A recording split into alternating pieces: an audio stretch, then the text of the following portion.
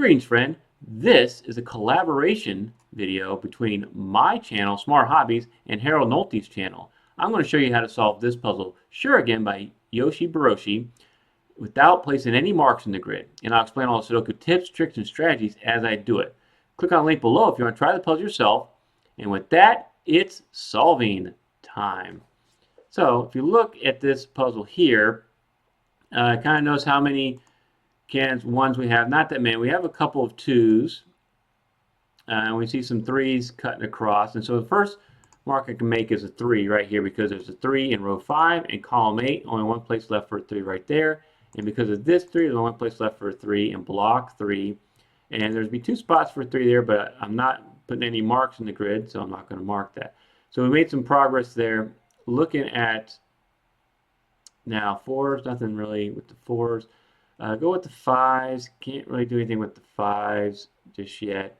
And then the 6s, looking, and the 7s. And just kind of glancing my way out. And you can probably notice here with the 7s, there's only one spot left for a 7 right there. And hopefully you notice the beginning. Shuriken, think of like those ninja throwing stars, how this had like kind of like a pointing star shape. That's where the name comes from. And kind of like a spinning star type shape. Very cool. I love Yoshi's puzzles. I feature them on my channel all the time. Very fun solver with great theming. So I got those 7s there. I can mark this 7 right here because of that 7 in row 7. And then looks like there'd be 2 spots for 7 there. So can't really do anything else with the 7s.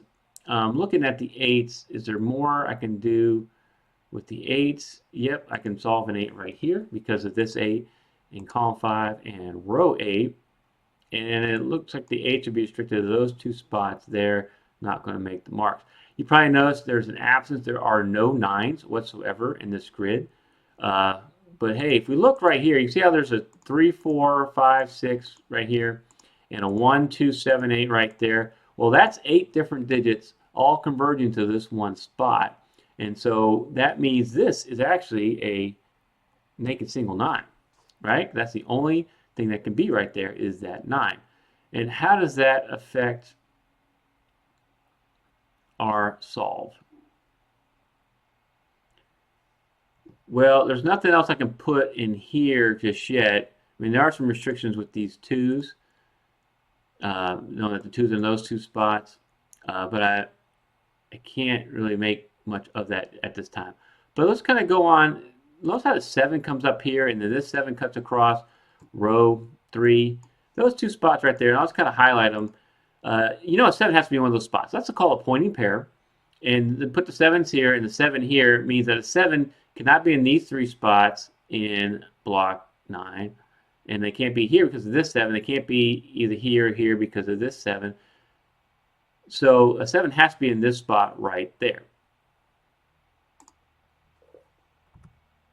So we can use that. And I did the color and kind of show you, where I came up with that logic. So pretty cool. We already solved that 7 right there. And then move on. We've got 8, 8, 8. That's got to be an 8. And then 8 would be in one of these 2 spots. Can't really do anything with that. And then let's look here. So what's kind of remaining out here in column 7? Because it kind of filled out quite a bit of column 7. We're looking for a 2. We're looking for a 6 and a 9. Looks like that could be a 6 or a 9. 2, 6, 9, 2, 6, 9. So not enough there to make any more eliminations.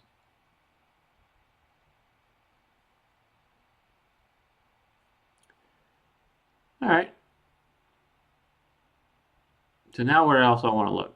And so I'm kind of scanning through the grid here as I'm like, okay, where do I need to go? So if you had a chance, you can check out my channel, Smart Hobbies. I'll put a link in the description below. I do classic Sudoku solving videos like this. I also do some tutorials, and I'll explain different strategies with examples. And I like to do analysis videos as well. I'll analyze another solver as they do a video and kind of explain what they got right, explain some of the strategies involved, and maybe some things that they may have missed. And so now I'm going to kind of look and see where else we can go focus-wise. If you look across here, looks like 1, 2, 7, 8, 2, 7. So this is a 1, 8. That'd be a 1, 7, and that'd be a 1, 2, and that'd be a 1, 2, 7, 8. So we can't make any eliminations there yet. But so there's got to be something here. I feel like Yoshi's put something in here to kind of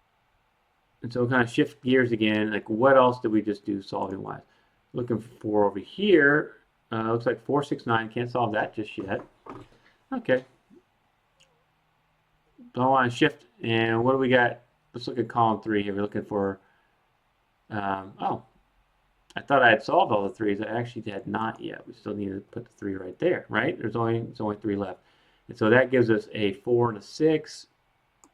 Looks like we can't solve the 4 and a 6 just yet there. And then this is going to be a 4 and a 6. Very interesting, right? So we got 4, 6, 9 going across here.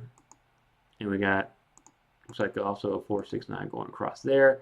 But the candidates don't share the block, so we can't make any of those solves yet. All right, move on to where we can make some more solving.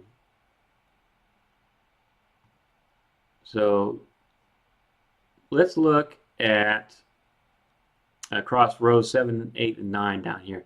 So we got here in row 7, we got a 1, 2, 5, 1, 2, 4, 5. And is there anything I can do with the 1, 2, 4? So that can't be a 5. That can't be a 5. And so we can actually solve, see that 5 right there? We can solve for a 5 right there. One of those spots has to be a 5. But we can do better than that, because see how this 5 comes up here in column 3, and this 5 cuts across row 2? It means the 5s are a pointing pair. They're limited to these 2 spots in block 1. So 5 can't be anywhere else in column 1. And we have this 5 coming down and these 2 5s. So we can actually solve that for a 5. Nice. And now by solving that for a 5, we created some more restrictions across here. Looking for, looks like 1, 2, 4. Can't do anything with that yet. Okay, let's look over here. 1, 6, 9. So that's going to be 1, 1, 9. Okay, can't do anything with that. The 2s are still limited to those 2 spots.